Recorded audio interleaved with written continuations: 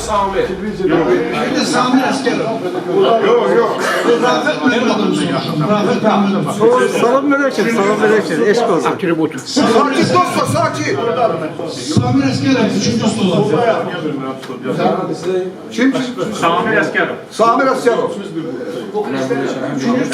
3. stolun 3. üzvü Etibar İbrahimov. Hacı Tahir'in kardeşi. Etibar Bey. 4. stol. Bir dakika. Allah. 3. stol tamamdı mı? 4. stol. Emir.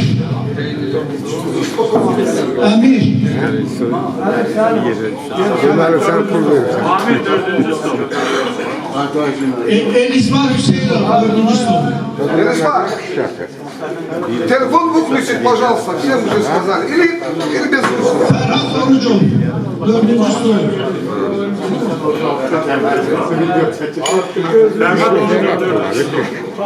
Ben yaxşı. Tamamdı mı? Adı dedi. Ha, bir dakika. Eğer bu adam yoksa bunu koyun hatırımızı düşür 4 nefer. Ben. Bunu koyun altta, en altta. Şimdi onun yerine başka. 4. stol. Gülbaba Bayramov. Geç otursan da. Gülbaba Bayramov 4. stol. Karşıda bir bahsede bekledik. Stolları beraber çıkma. 5. stol. Adalet kapması. Adalet kapması. Ha, tutar dedim soru yeri diye.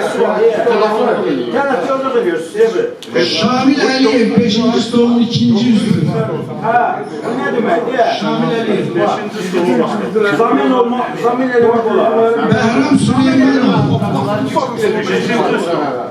5. stol. 5. stol.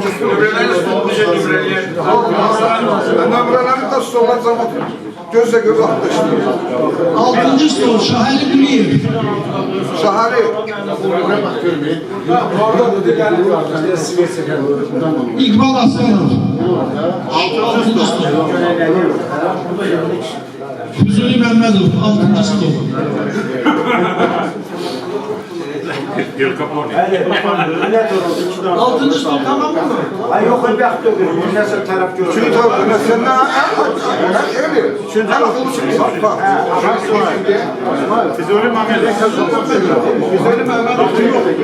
Yok. Bunu koy altta. Bizim anladım yok. 6. stolun 3. üzvü Telman Ağayev.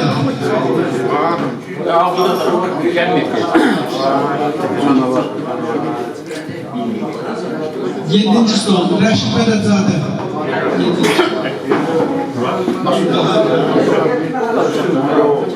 7. stol İlham Nuriyev. İlham Tağiyev.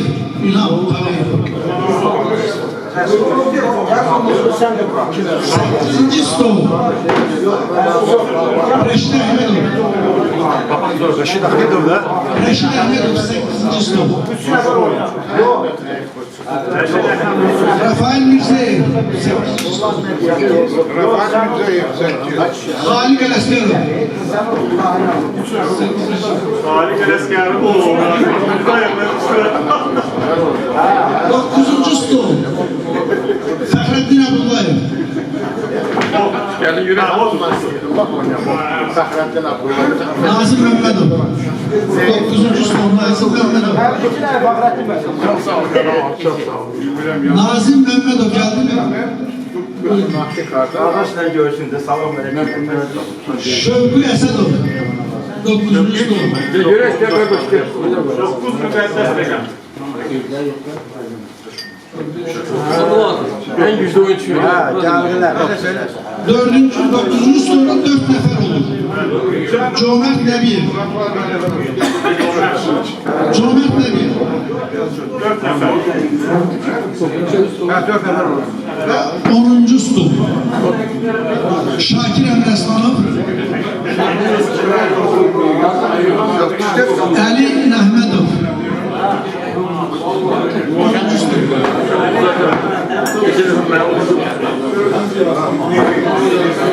Ferhat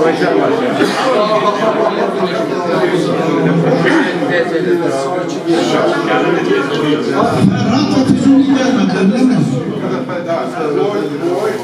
Ozan geliyor mu? Ya sakit kardeşler, sakitliğe de yazın.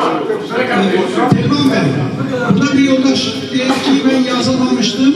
Şimdi gelmeyenlerden birinin yerine dahil olmak olar mı? Üzül hakkı o verilir değil mi? Yok verilmiyor, yok. Olmaz, hem olmaz hem de siyah olur. Hem de geldi. Olmaz. Ben demiştim ama et defileri değil. Burada 2 nefer kaldı. Birini atıp koşarız. Üçü çok. Dedim derece. Telman Bey. Bu stolda 10. stolda 4 nefer var. Ama stolun içinden 2 nefer var. Olur mu? Uzuncuda 3-4'tü, oradan 2'di. Eğer hesap bağlanırsa onların birini 3'ü seriye hesap bağlanırsa. Geçikede Bunlar uğraşacak. Yatak bir nefer oluyor. Ne terbiyesi olur ben. 3'ü seriye başlayan. Geçikede daha gecikti.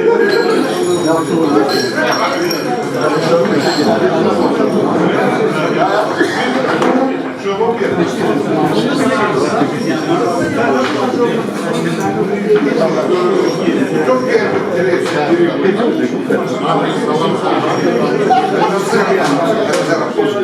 Kardeşler oradan ne diyorsunuz? Ham gayrı yok. Güzel hiç kim oynamaz. Güzel olmaz. İbo Bey, başlayalım. Şiddet ol. İndi dostlar, zərə hamı qoyursak ana, 3 nəfər üstə olutun. Bir hesabını alırlar. Kimin zəri böyüyə düşdüsə, birinci zəri o atır və papaqlar dursun. Bu deyil, dəfələrdən olan bir şey. Sonra təbii ki, ikinci soru, üçüncü. En az fal toplayan 2 zəri atırsınız. En az fal toplayan 2 zəri atırsınız. 2 zəri, 2 qoşa zəri. 2 qoşa zəri atın, təmin edin, 2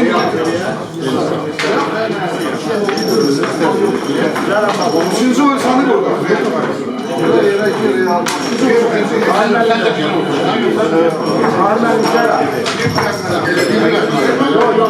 İki boşa zəri atın.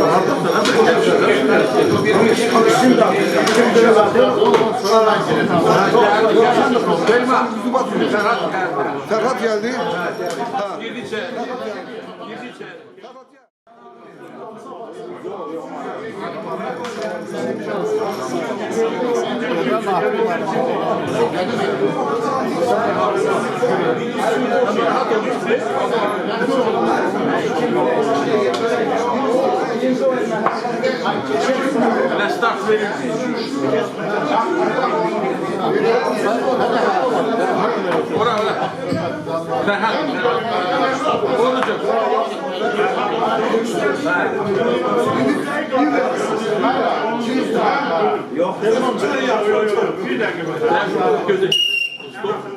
Qarqabazlarına çevirməyəyin, hamıya da bir deməklə biz 2 saat burada vaxt edəcəyik. Xahiş edirəm, birimiz deyirik, hamı da qulaq asır. Onun şərtlərini bilmirsiniz. Hələ burada dık başlamışsınız. Biraz ciddi olacaq. Deməli, təyin elədiniz kimdir? Qonşu masada olan. Üçüncü Əzizlərimiz, bizim birinci təcrübəmizdir. Amma bu Telman Bey'in bu 3 aydan bəri çəkdiyi əziyyəti qiymətləndirməyimiz üçün hamımız diqqətli olaq. Aradaki biraz o Ruslar demişken şaraxabatistlərə fikir vermir. Bak indi şərt budur ki 3 nəfər zərləri attı. En büyük atanlar oyuncular oldu. Biri en az atan oldu. Hakim. Yerlerinizi o şekilde değişirsiniz. Eğer o 3 neferden ikisi yayın atıpsa ve o birinciden azdısa ona göz aralarında tabii ki attılar ki hakim mühim olsun. Ve mümkün kadar bu işin bütün esnada Telman ve hakim olduğuna göre ona kulak asaq ve halk birden eyni zamanda suallar vermesin. O gedişat idarəsinin oyun başlayandan sonra her şey axarına düşecek. Biraz da sağ ol. Çok sağ ol kardeşim. Çok sağ ol. Ben gözleyin 3 dakikadan sonra biz vaxtında başlayalım.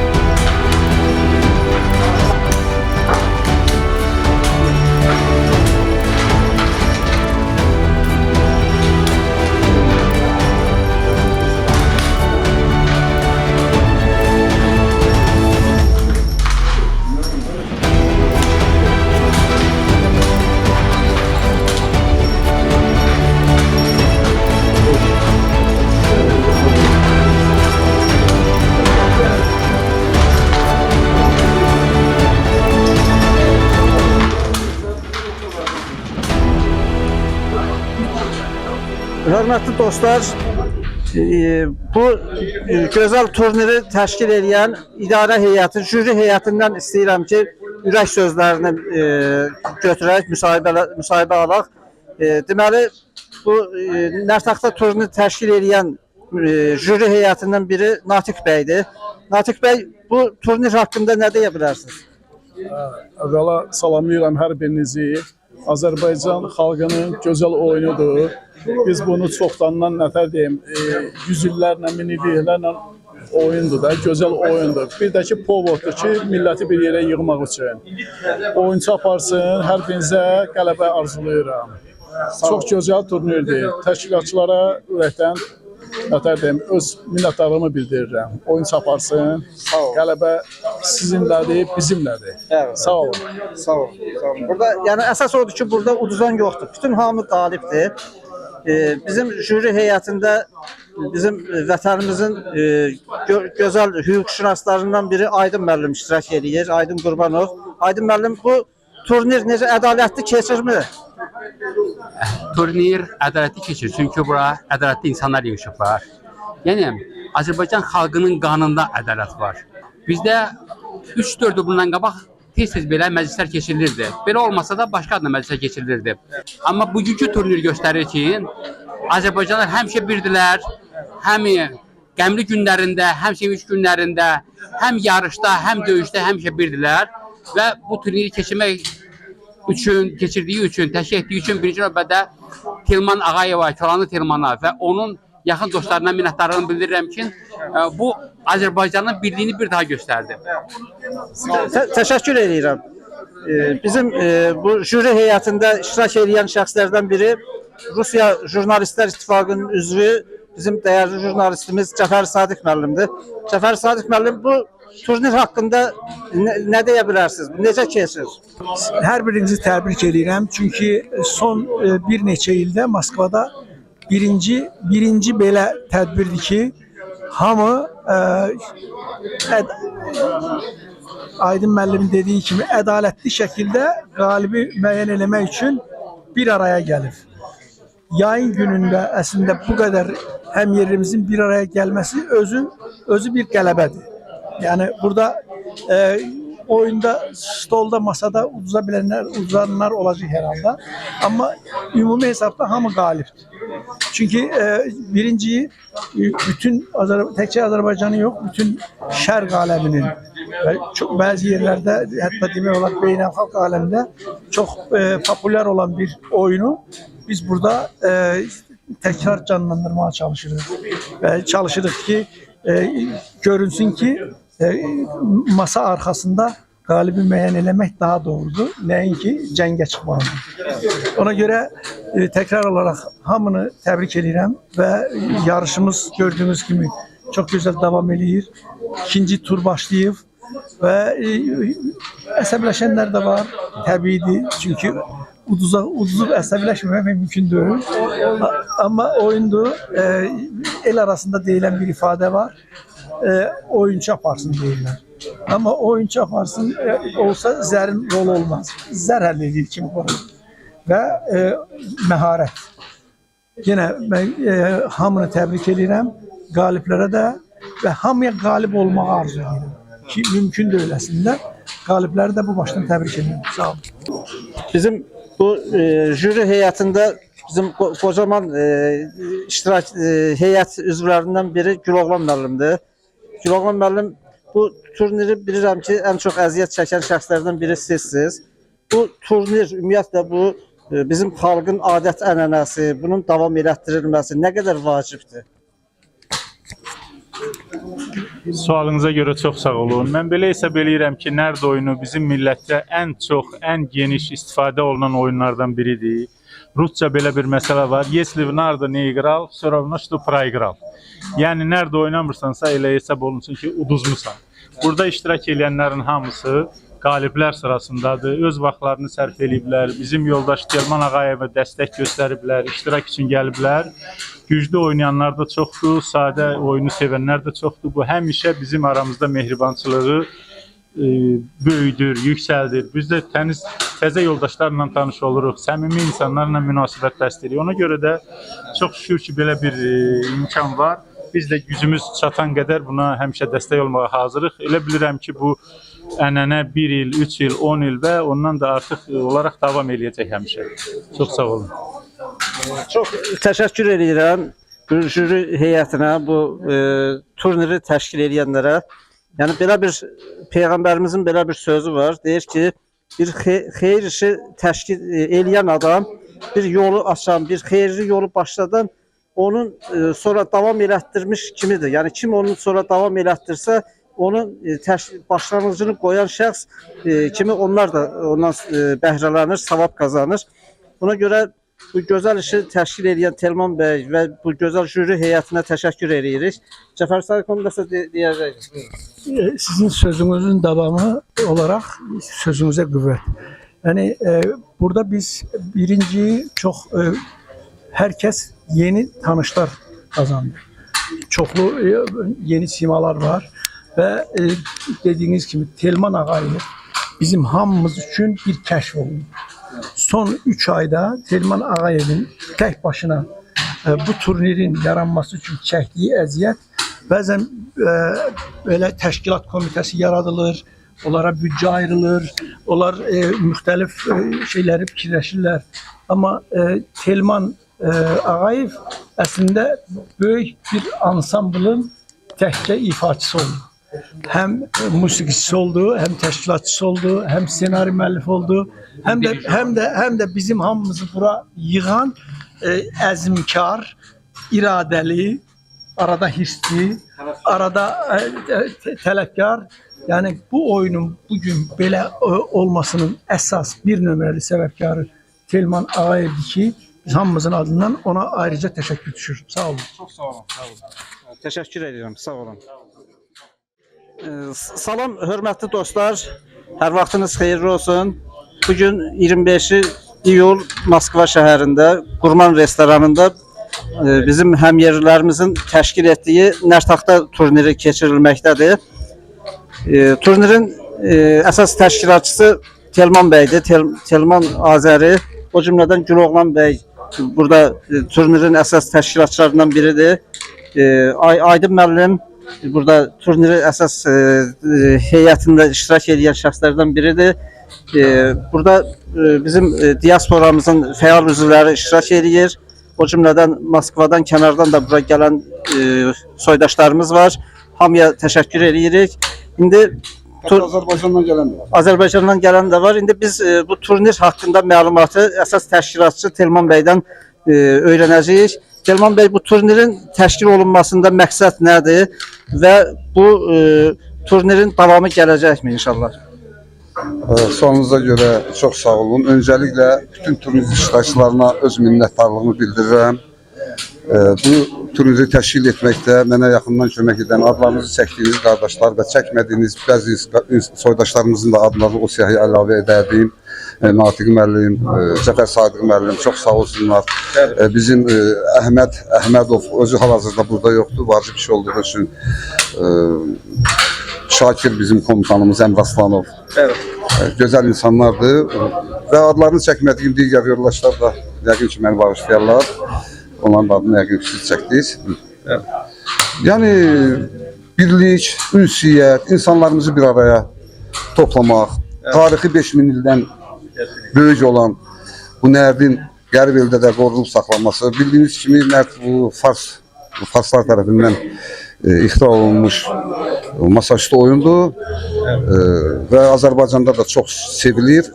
5 oyunu mən deyərdim ki, milliləşmiş bizim Azərbaycan xalqına uyğun bir oyundur və bunu da bugün Rusiyanın paytaxtı Moskva şəhərində mən elə gəlir ki, həqiqətən möhtəşəm bir şəkildə təşkil olunmuş bu turniri hələlik ki, davam edir, bu turnir hələlik ki, davam edir və bütün iştirakçıları uğurlar, müvəffəqiyyətlər arzulayıram. Qurman restoranının sahibinə, İlqar müəllimə də həmçinin öz minnətdarlığımı bildirirəm ki, bizə bu şəraiti yaradıb. O cümlədən bir daha deyirəm, Mən bunu tək edə bilməzdim. Yaxşı ki, yaxşı dostlarım var. Hamısı mənə həmrəy oldu, dəstək verdilər. Allah canlarını sağ eləsin. Hər bir kəsə uğurlar arzulayıram. Bir daha deyirəm ki, bugünkü turnirin əsas qayəsi, məqsədi insanlarımızı bir araya ünsiyyət qurmaq, mehribançılıq, yeni tanışlıq, yeni simalar və təbii ki, gələcəkdə əgər uğurlu, bundan sonra da uğurlu keçərsə, gələcəkdə bu turniri davam etdirmək fikrində olacaq. İnşallah. Ola bilsin ki, biraz da geniş. İnşallah. Çox sağ olun Tilman bəy. Təşəkkür edirəm. İnşallah bu turnirin davamı gələr. Bizim soydaşlarımızın burada turnirləri daha da davamlı olar inşallah. Sağ olun. Təşəkkür edirəm. Sağ olun, sağ olun, var olun. Sağ olun.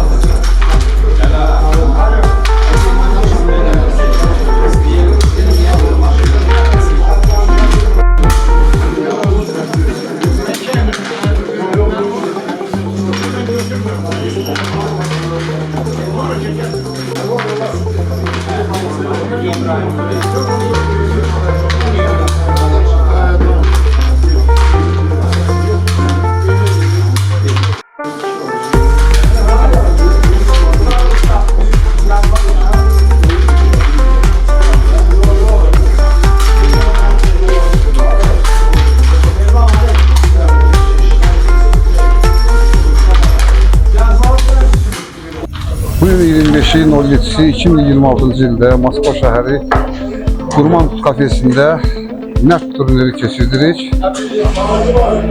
Bu turnirdə iştirak edən bütün insanlar soydaşlarımızdır. Çok sağ olsunlar. Məclis gördüğünüz kimi, turnir gördüğünüz kimi çok gərgin şəraitdə keçir. Yani çok maraqlı, emosiyalarla dolu bir turnir keçir. Hələlik 4'te bir finaldayız. Karşıdaki de bir final, sonra final. Ve tabii ki galibler təyin edilecektir. Galiblerin de öz mükafatları var. Havasını hazırlaşmışız. Çok sağ olsunlar. Bugünkü turnirin təşkilində əməyi olan hər bir soydaşımız, bize destek olanlar, sponsorlarımıza minnətdarlığımı bildirirəm. Bu məkanın, Qurman restoranının rəhbəri Ünqar bəyə, administratoru Muxtar bəyə özlərini təşəkkürümü bildirirəm ki, bizə belə bir şərait yaradıblar. Çox sağ olsunlar və düşünürəm ki, gələcəkdə inşallah bunun adı gələr, axırıncı yox, axarıncı olar. İndi çox istərdim ki, bizim böyük qardaşımız Aydın müəllim, Aydın Şamiloğlu sükçələrdə turnir vaxtında. Turnir möhtəşəm deyə bilərəm. Möhtəşəm turnirimiz davam edir. Və başdan deyim ki, desəm ki, görmüşük üçün yaxın dostları yubilyara bir yaxşı bir hədiyyə verirlər. Yəni bugün bizim Çoğanlı Telman qardaşımızın 55 yaşıdır.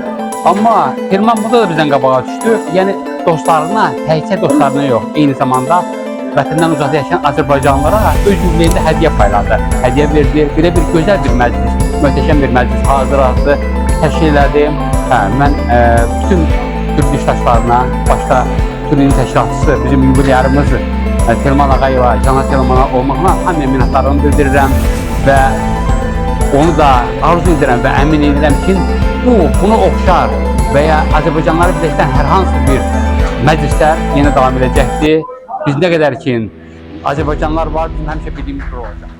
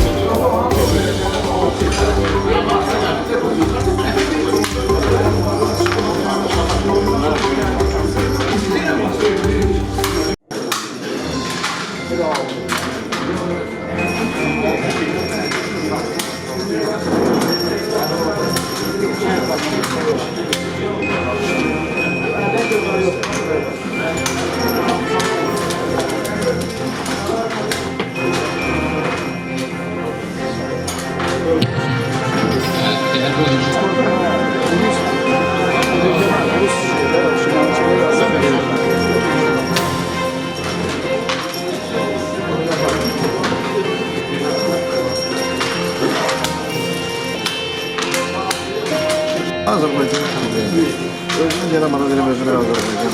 Və sən aklına verə biləriz. Burası məndən yoxsa yox satıyorum ki. Yolda olmuyor. Niyə geçiyor? İnşallah. 45'inde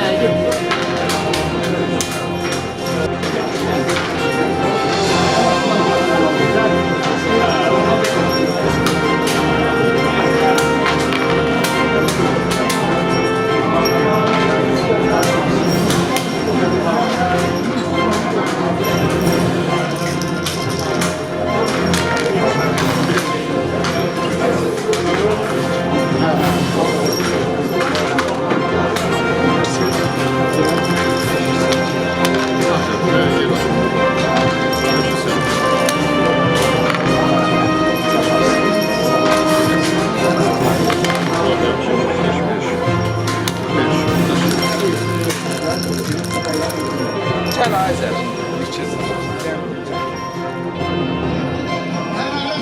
Başlayın. Çünkü oyun meselesi, galibiyet meselesi yakınlaşırken biraz hamının ilk kefi kökenmeye başladı. Ona göre Ayşe'nin biraz hamının oynadığını nezarı sonra biraz sakin.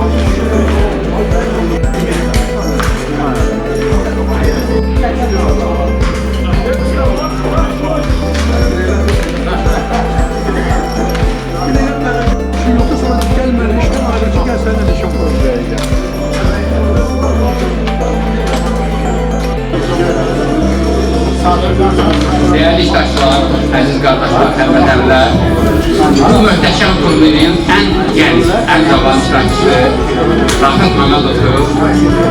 Bu elə iştirakı bizim üçün böyük keyfiyyət ki, bizim gənclərimizlə belə məclisdə iştirak edirlər və uğurla iştirak edirlər. Belə deyək də, bu dəqiqə üçün Rafet ən azından cavanlıq gücü qazanıbdır, gençlik gücü qazanıbdır. Mən istərdim ki, belə bir turnirin, möhtəşəm turnirin bu iştirakçısı bütün cavan Rafet qardaşımıza hər bir təqdim edəsin.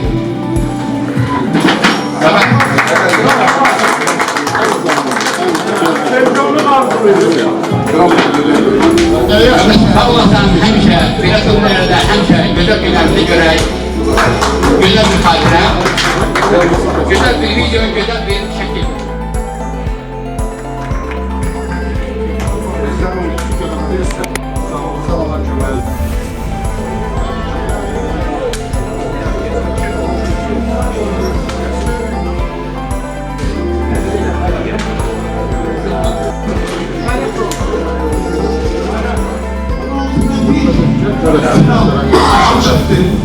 İndi orada bir finaldan sonra 8'de bir finala geçenlerin adlarını ve stolların nömrəsini demək üçün sözü gün olan məlumatı.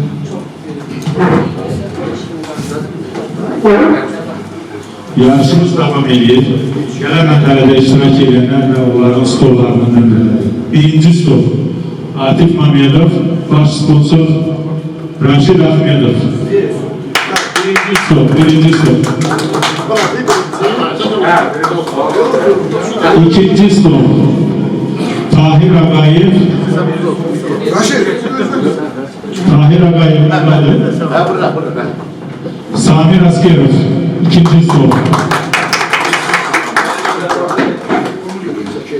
Üçüncü stol Amir. Rengibi Yensever. Üçüncü stol Amir Yensever. Dördüncü stol Gülbaba Bayramov.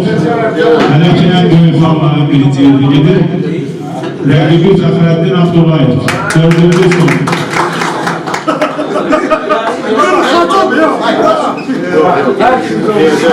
Beşinci stol. Görüşümüzün duanisi 55 yıllık jubileyi ödüllerine getirilmiş Tilman Ağayev. Sekizinci stol. Rengibi Ali Nafedov. Ali Nafedov. Üç kere çıkardı. Ali Nafedov. Beşinci stol. Yani mükafat qırağa getməsin. Niye bunun ikisine bir isim aldın? Tamam. 6. stol. Şafali Kuliyev, Akif Mikailov. 6. stol.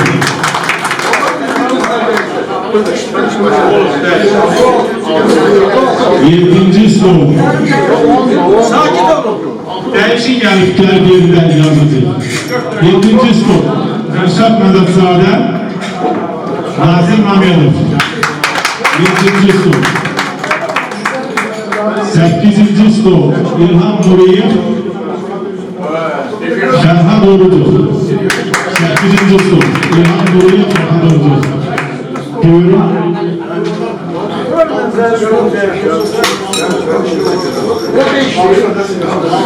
Ait olun her stolun iştirakçıları özlerine hakim davet edesinler. Nezaret için. Her stola bir hakim. 8 stol, 8 hakim davet olmasın. 8. stol İlham Nuriyev, Orucu.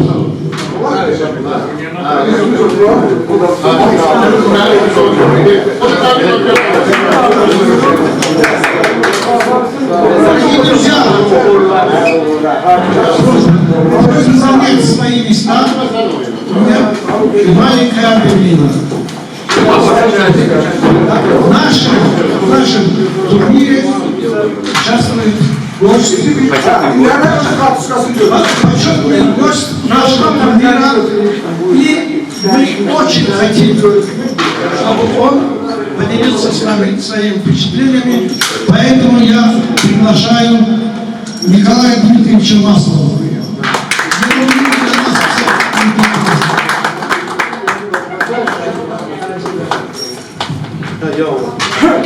Спасибо. Мне приятно участвовать в приглашенном турнире Анардом. Я впервые присутствую в таком интересном мероприятии. Пожелаю от себя лично организаторам, всех участников этого турнира, пожелать им крепкого здоровья, семейного благополучия и пусть победит сильнейший.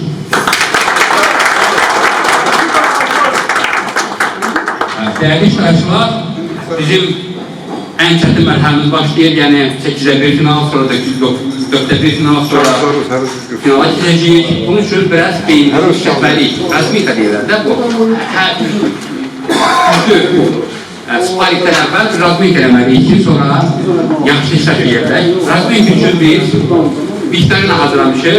Bu viktorina suallardan cavab verənləri də, düzgün cavab verənləri də həqiqi gözlərilir. Mən bu dəqiqə viktorinanı oxuyuram, xahiş edirəm, kim cavabı bilirsə, əlini qaldırsın və cavabı desin. İcazə olaraq əlavə edib istəyirəm. Suala düzgün, əgər hazır deyilsiniz, sualın düzgün cavabını bilmirsiniz, xahiş edirəm, bu şeyə əlini qaldırmasın. Niyə? 3 dəfə suala düzgün cavab verməyən, növbəti 3 suala cavab verməkdən məhrum olacaq. Bu bir. İkincisi de ki, sual verirken hazır olacağız. O nöbetçi karşıya var bilenler, onu kaldırsın. Kimse göre ikinci adam, kim adam, ben o şekilde buyurun. Onu da deyim ki, Viktorina'da 8'de bir final şartlar yok. Bütün şartlar şartlar. Yani hamıların şahmatına cevaplara hansı səslananlar dövlət vəziri tərəfindən icad edilmişdir? Nizami Büyük, Üzükmüyer, Ali Şirinəvayi, İbn Sina. Bir de demək 4 variantda birini seçmək lazımdır, rejim variantı. Bir nəfər adı qaldırdı. Gürol müəllim, baxın da zəhmət olsa. Buyurun. Buyurun. Mən kəndində sərgiləmlərimizə İran şahidi Zülmühir Vəzir Əl-Şiravan Dəvətçi var mı? Kimsə dəvətçilərdə cavab tam deyil. Bir də siyah. Süleyman Hoca'ya dala bu. Sənə bir söz bilmirlər. Biz adamı üçün ola bilir. Dəvət bəlbət, dəvət deyil. Demək, cavab verək. Hansı Səsana dövləti vəziri tərəfindən icad edilmiş? Hansı vəzirdir İcad edən vəzirdir. Yox, o axı vəziri deyil, çok mehrin vəziri yox, özü vəzirdir. Özü vəzirdir. Üzülmeyer şah olur, o da vəzir olur. Yox, Mehrin öz vəziri. Şahın vəziri üzülmeyer. Bəli, bax o daha olur, bunu qəbul olunur. Cavab qəbul olundu.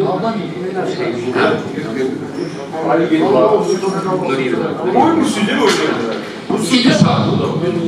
Arkeolojik kazıntılar zamanı dünyanın en qədim neft noktası hansı ölkənin ərazisində yanmış şəhərdə tapılmışdır? Mısır'da mı, Yunanistan'da mı, İran'da mı, Çin'de mi? Cevap, duralım, bakın ki, birinci kim kaldı herhalde? Bəli, eşitinizi. İran dövləti ancaq Persiya olur. 5.000 il bundan qabaq tapır. 5.000 il bundan. 100% dəqiq cavab, xahiş edirəm. 100% dəqiq cavab. Üçüncü sual. 1920-ci illərdə Amerika Birləşmiş Ştatlarında nərd oyununa hansı mühüm yenilik əlavə edilmiş və bu oyunun müasir turnir formasının əsası qoyulmuşdur? WZ, saatla oyunma qaydası, zərqabı, yəni fincan, ya qara və qırmızı daşlar. 4 fəaliyyətdə birini seçmək lazımdır. Təkrar edin sualı. Demək, 1920-ci illərdə təzə bir qayda qoyuldu. O qaydada indi də davam edir.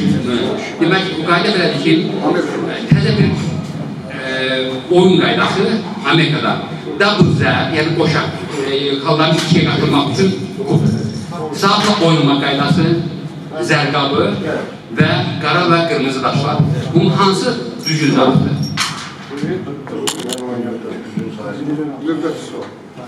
Cevap olmaz. Düzgün Cevap verir zərrət olursa. Dəqiq cavab WZ. WZ.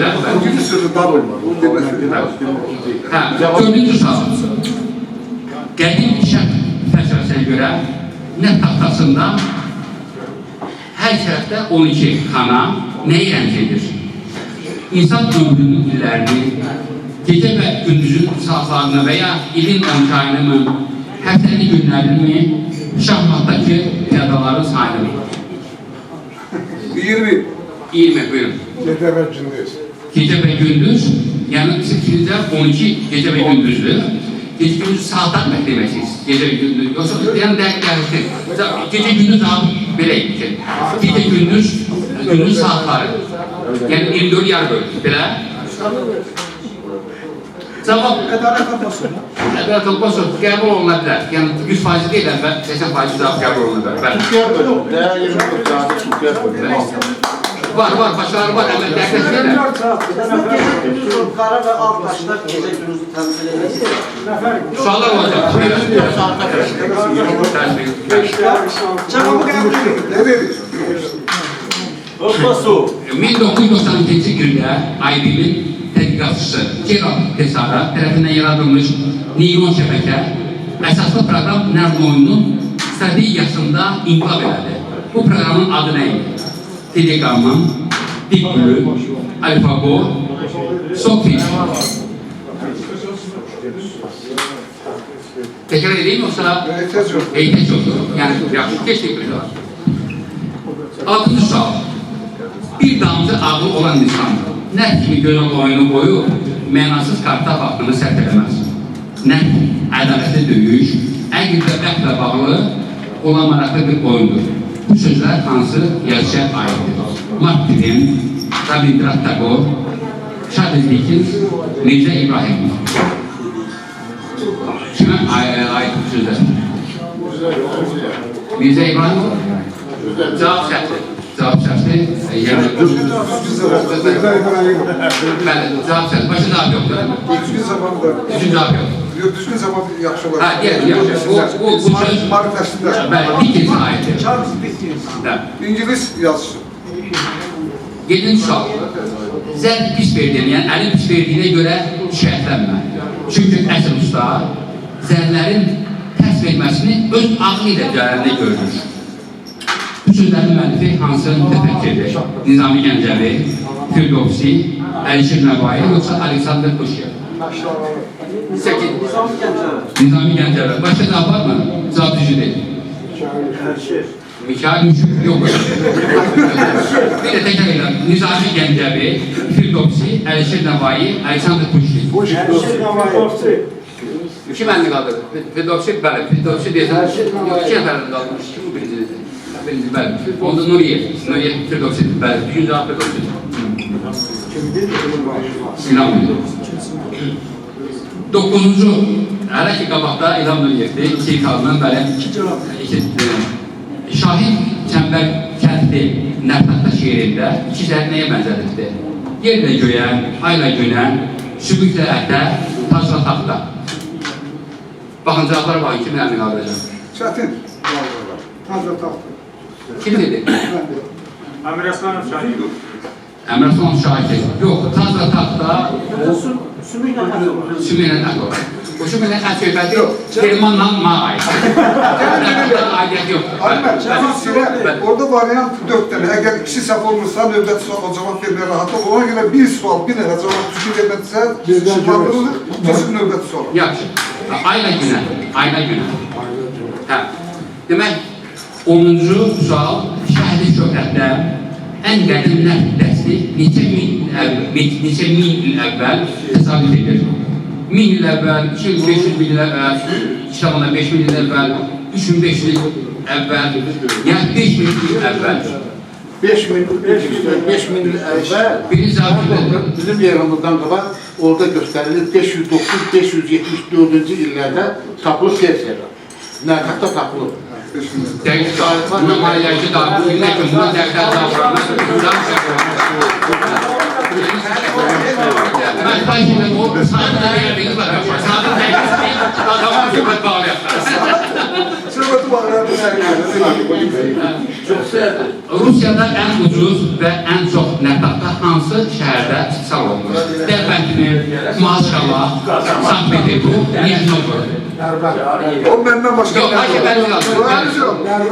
Ayrı Olmaz. Yoksa bir tane. Yok, bir tane cevap onda Nizhnovarod, orada eşitliyor. O hiç ne koy aktarsınlar. Bir cevabına yok. Aziz biri deyilmiş Novgorod, düzdür. O işte Puskoviya'da kalır 2 tane. Lazım diyor cevabı demek. Koy hamı bilsin Nijni Novgorod. Moskva, adına gelen koy. Ya, Türkiye şəhərçilik bəli, amma deməyəm cavabı bəli. Hə, oldu, yaxşı. Demək, 10-cu sual. Sual nə sualdır, yəni nə saydı, əvvəl gözəl sualdır. Şahmatı zəka oyunu adlandırılırsa, nerede necə adlandırırlar?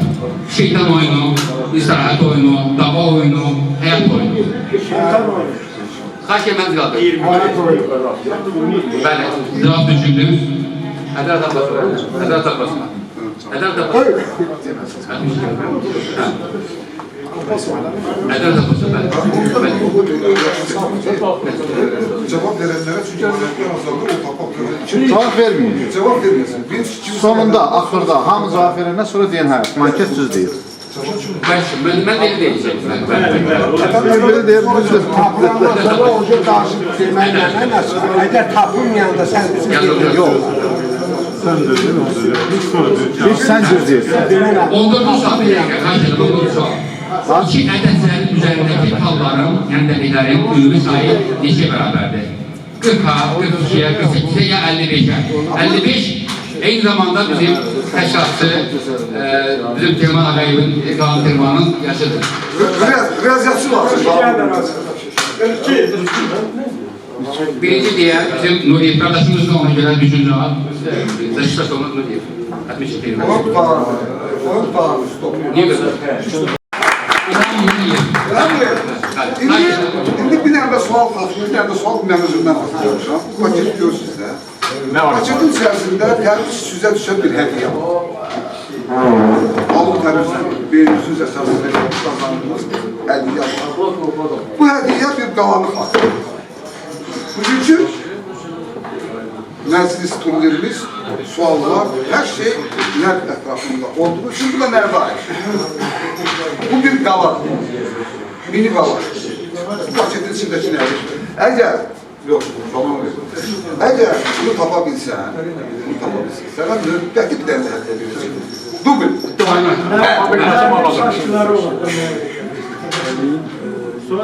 Yaxşı, qardaş cavab verin, düz cavab deyil.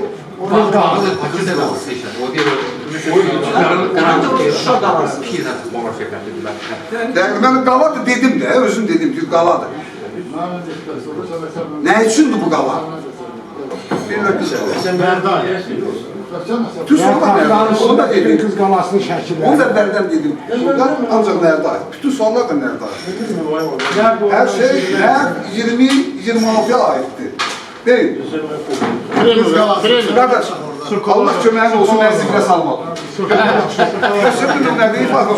Göstərdin Allah səni. Bunu bizə təqdim edən Əli Nəhməd oldu, çox sağ olsun.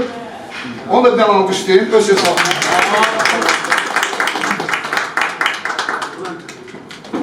Zər üçün, qaladır, əzizlərim. Əl qoyalım. Bana teknoloji yapabilir. Texnikadır ki. Bu resim. Güzel. Sağ olun Erdoğan. Əsl ağımla qazanmış, əsl hava hədiyyə olur. Bu hədiyyənin gözəlliyi olur. Bir musiki başlansın, bizə başlayalım. Bəli. Yaxşı, tamam. 8'də finala başlayır. Sağ verdik. Oturun, hamı otursun, zəri yeni vaxta başlayır, hamı otursun. Oyunun sahibi olma, bir zamanda değil. Bu arada yani minnettarlık, teşekkürler ben. Bereketi, Fatih Bey'de bizim İhbar İbrahimov kardeşimiz de güzel iştirakçıya çok sağ olun. Bizi Şərmin oldum hamımızdan görüşməkdən. Allah hamımızdan. thank you. Var ol. Gözəl yaşadık.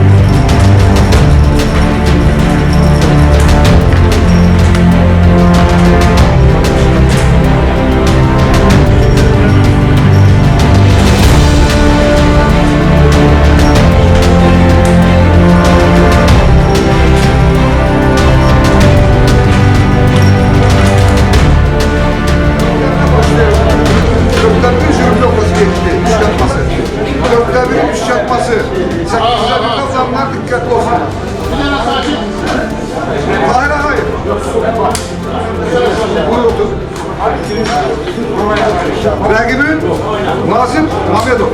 Şarkali. Nazim Şarkali neydi? Nazim Mamedov. Nazim Mamedov sen başlayın. Birinci stol. Başlasınlar yoxsa gözləsinlər öyle? Onda şey ver, stüdyo verdi. Akif Mikhailov. Oho, güzel. Stüdyo verirsiniz buraya. Kim oldu? Gökhan Nuriyev. Abi. Bak kışkırma. Çok mezun zaten. Sonra kesmeyin. Bakma valla gelme. Şahane Nuriyev.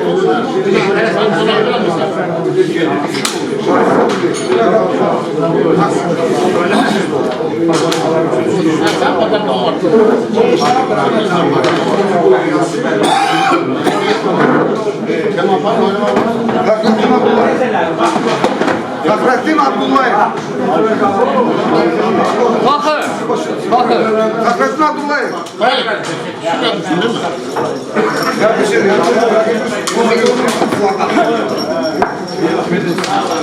Bir de düşeceksin.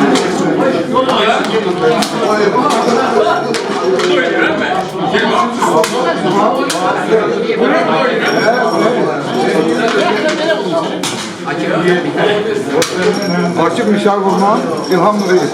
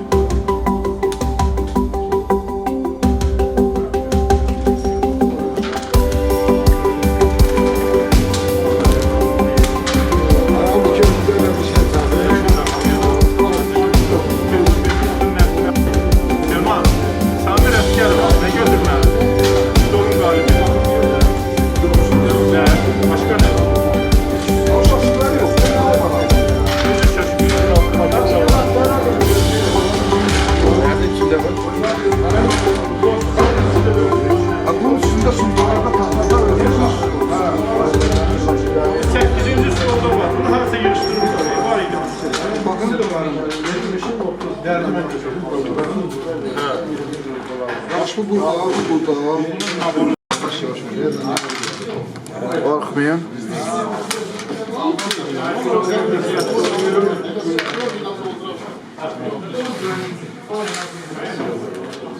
Gerçi mübarize gelir.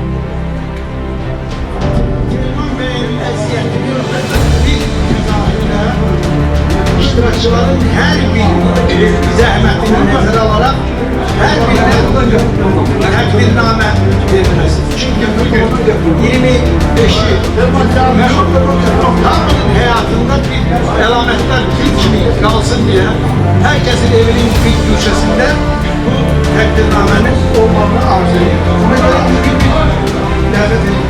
Ələ qalmasın.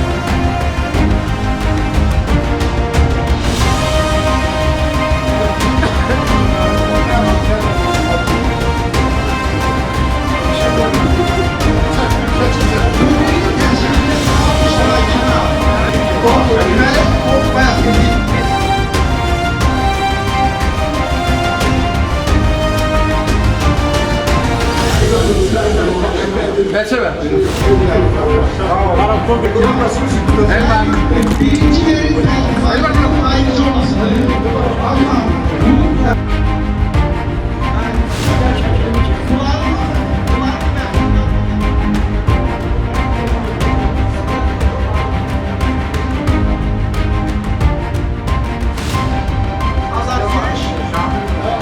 oyun seyreden aktif, feal iştirakçımız Kamil Bey Kurban.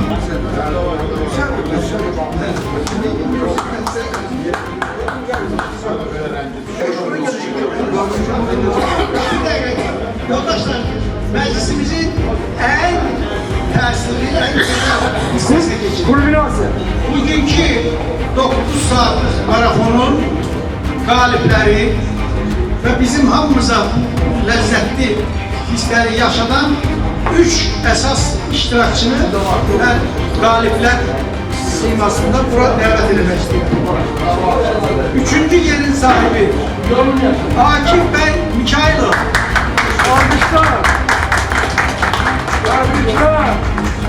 Gün olsun birinci. Yalan oyunlarında.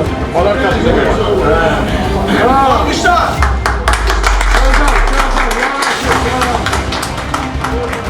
İkinci yerin sahibi Tahir Ağayı.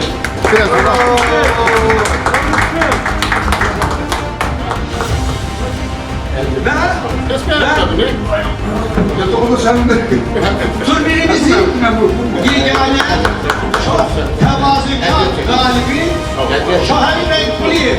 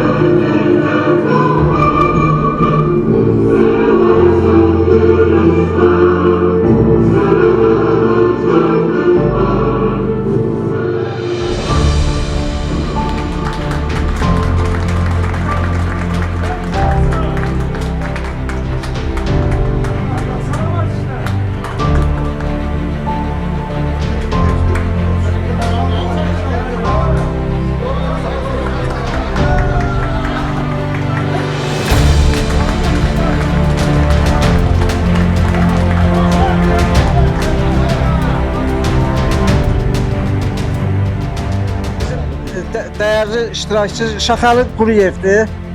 Təbrik edirəm Şaxalı bəy. Sağ ol. Allah xeyir verəsin. Bu özünüzü necə hiss edirsiniz? Normal, sağ olun. Bu Telman müəllim çox sağ ol. Allah sizdən razı olsun. Bu millət yığılıb. Allah hər birinizə can sağlığı, uzun ömür. Bu oyundur da bu bizim millətimizin bu oyunu da elə gözəl. Ya finalda qardaşdan oynarım, ya ləzzət aldım. Udursam da vallahi yəni yaxşı. Bütün hamı yaxşı oynayır. Şükür Allaha. Gələcəkdə Telman müəllim söz verib, qardaş bunu biz böyüdəcəyik. Çox davamlı. İnşallah çox güclü oyunçular gələr, yaxşı olar. Sağ olun. Allah hər birinizdən razı olsun. Sağ olun, sağ olun. Tahir müəllim, siz də ikinci oldunuz. Sizi də təbrik edirik. Buyurun, ürək sözlər. Mən son 5 qarışımdır. Çox əziyyət çəkib mən o gözəl bilirəm. Çox məmnun oldum qardaşım hamıdan və arzu edirəm ki, bu hər il davam eləsin. İnşallah yəni mühərrəmlər güclü olur. bizim Tilman kardeşimizin de ad günüdür. Elə bu hem Tilman'a hem bizim milletimize bir nətər deyirlər, gözəl bir hədiyyə oldu. Tilman səni də təbrik edirəm əziz qardaş. O günlər olsun, hər yıl az günündə belə bir turnir təşkil edirsən. Sağ ol. Şakir bəy, bugün siz də bu turnirdə iştirak elədiniz və özünüzü necə hiss elədiniz, harda hiss elədiniz? Bu sizə nə cür təsir bağışladı? Çox gözəl mənə söz verdiyiniz üçün. Birinci, Telman bəyə minnətdarımı bildirirəm. Allah canını sağ eləsin, uzun ömür versin. Bizim qonaqların da hamısının ayağı ağırmasın. Çox belə ürəklə gəliblər, ürəklə iştirak ediblər. Hamınıza minnətdaram. Qardaş, üzr istəyirəm. Bugünkü gündə burada iki səbəbkar var. Bir səbəbkarımız bu oyunu təşkil edib, ikinci səbəbkarımız da musiqi Sağ ol. yazıbdır, bəstəliyibdir, özü də ifa elədi.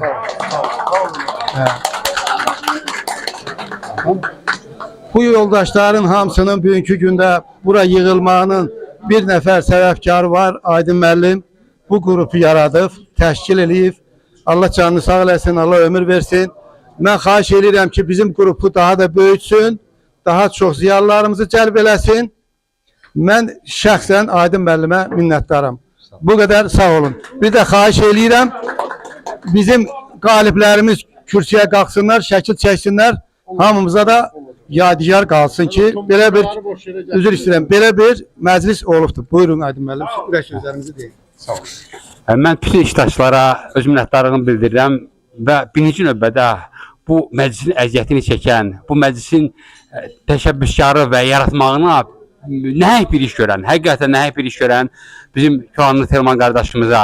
Yəni burada bəlkə bir başqa adam təşkil etsəydi, belə adam yığışmazdı, belə bir möhtəşəm məclis olmazdı. Hamı bura Telmanın xətrinə gəlibdir. Çünki hamımız biz Telmanı çox istəyirik. Bəli, səmimilər səmimisi bunun həqiqətən düzdür, səmimi insanlar birliyi qrupunda gec gəlsə də, sonra məlum oldu ki, əsl səmimi insan gəldi çıxdı nəhayət ki, yəni ki, demək olar ki, qrupda hamı ən çox xətrini istədiyi adam səmimi Telmanımızdır.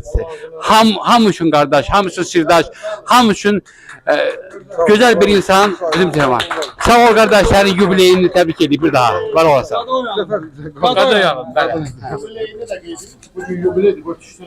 Deməli,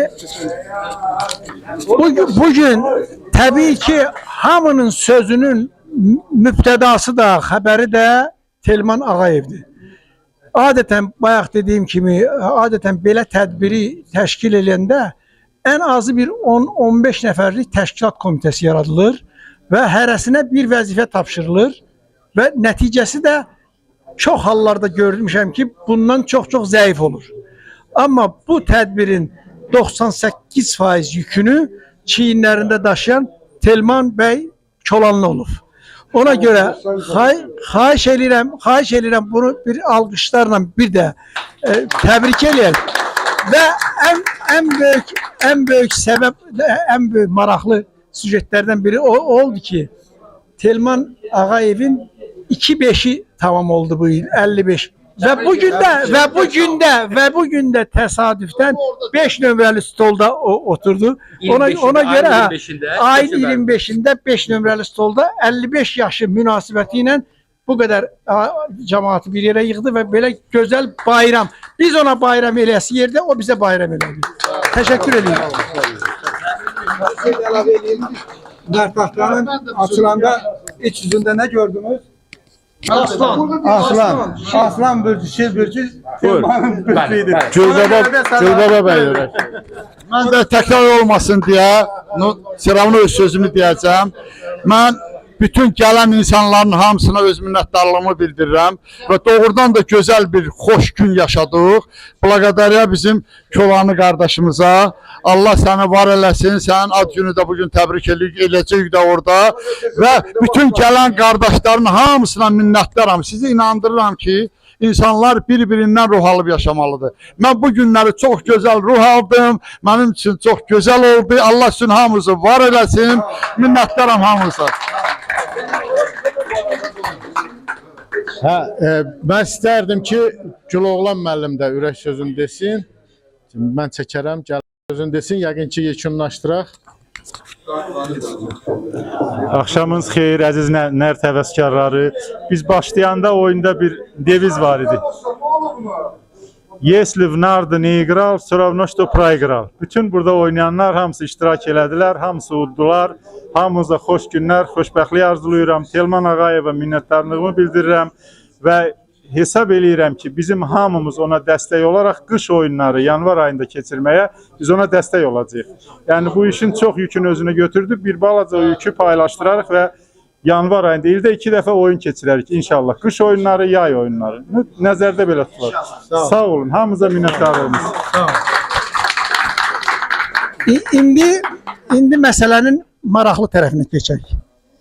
Deməli bilirsiniz də dünya çempionatı, dünya futbol çempionatı qutardı və biz 8 qızıl topun sahibi Messi'ni, 5 qızıl topun sahibi Ronaldo'nu daha çempionatlarda görmeyeceğiz.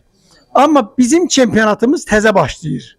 Ve bu münasibətle bizim turnirin qızıl mükafatı, qızıl zərrəri bu təşkilatçımız, yubilyarımız, səbəbkarımız Telman Ağayev üçün xüsusi qaydada hazırlatmışıq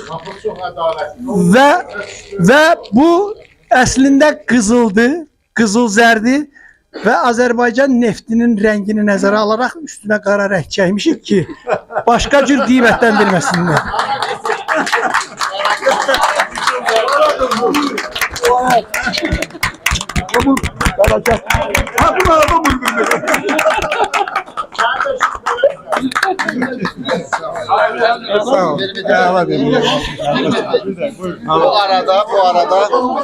Bu arada ben de bir söz demek istedim. Ha, canablar. Ha. Bu arada ben de bir söz demek isterdim. Telman kardeşimiz çok əziyyət çəkdi. Həqiqətən də Telman başımızın tacıdır, gözümüzün işığıdır, nurumuz. Allah onu bizə çox görməsin. Bu arada Telman hər bir kəsə burada nərd pay verdi.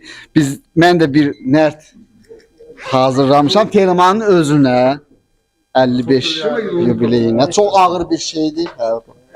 Çox ağır.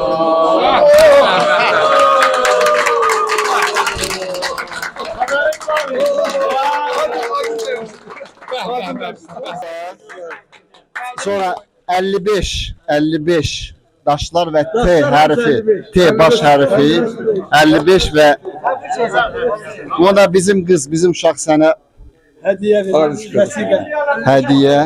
Ha, çiz bak. 55 lira. Bu da sənə hamıya medal verirsə, ama sənin üzrü medal yok. Sənin medalın. O da sənin. Ağır değil.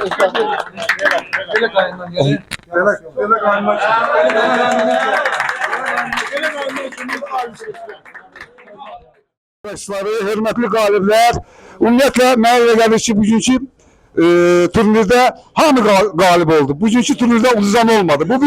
Bu bir ilk oldu və arzu edən ki, davamı gəlsin, zəhməti olan hər bir insanlarımıza uzun ömür, can sağlığı və öz minnətdarlığını bildirirəm. Nə yaxşı ki, dostlarım varsınız. Allah sizi korusun.